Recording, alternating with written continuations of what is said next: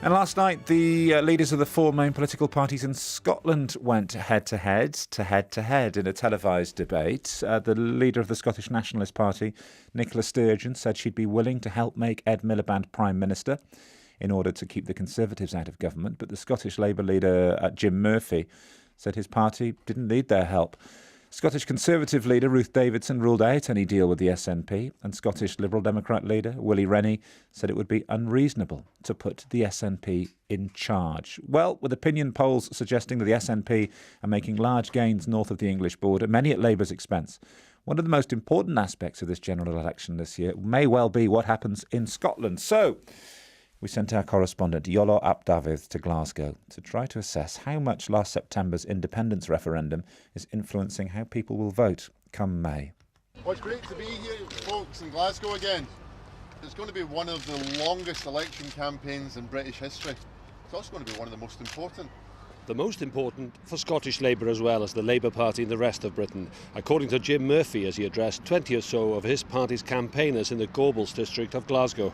The problem may be that there seems to be a growing disaffection with Labour in Scotland since Tony Blair's government and last year's independence referendum, even in Glasgow and the staunch Labour constituencies here.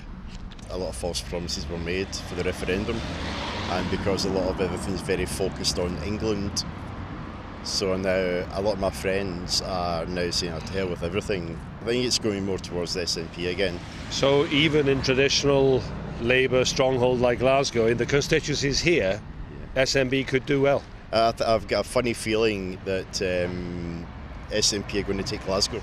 Yes, I think it could change dramatically. From my point of view, I do support Women for Independence. What really appeals to me is that it's a movement about independence, about feminism and about socialism. Liz Curran and Steve Gilmer's views in Gorbals. And further away from the city centre, in Pollock on the southern outskirts of Glasgow, John Coyne, a taxi driver, said his views had changed. I wanted independence. I'm not a nationalist. I wanted independence to get the old Labour Party back. All my friends and family again that are traditional Labour voters, that's the route we saw to get the Labour Party back. So no, I won't be voting Labour this time. Journalists and photographers jostling for pictures and quotes as Jim Murphy opened Scottish Labour's election campaign with a visit to a food bank. Fighting austerity is the game, more than looking back to the referendum, says Mr Murphy, and claims only Labour can deliver that in government. If these opinion polls are repeated on election day, then it'll be a terrible result for the Scottish Labour Party. A fantastic result for David Cameron, because the biggest party has formed a government in every election since the 1920s. And of course, with the polls being so tight across the rest of the UK, and particularly in England, what happens here in Scotland, what happens in Wales can be so crucial. But there are several parties fighting austerity and cuts in Scotland. The Scottish Greens now have more than 8,000 members, while the Scottish National Party claim to have 100,000 members. Shona Robinson is Scotland's Health Minister for the SNP.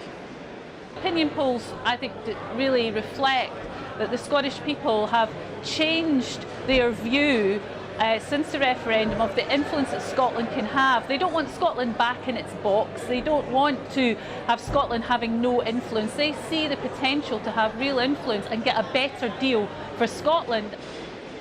The opinion polls are predicting 30, 40, even 50 seats for the SNP.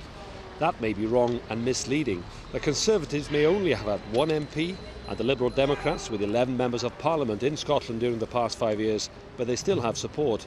Socialist parties and the Greens may win votes, but according to columnist and journalist Ian McQuitter, a political earthquake may not happen. Most of us expected that the polls would narrow after Christmas as we get further into another electoral cycle. That hasn't happened yet.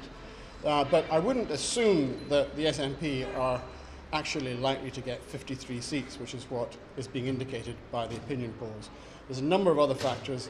We can already see after this week's leaders' debate how the campaign is going to progress, and we're very much focused on the UK political parties and UK political party leaders, and that will edge the SNP out of a lot of the media coverage. One thing we can be certain of come May the 8th, the votes cast in 59 Scottish constituencies could be crucial for the Tories or Labour as they try and form a new government in Westminster.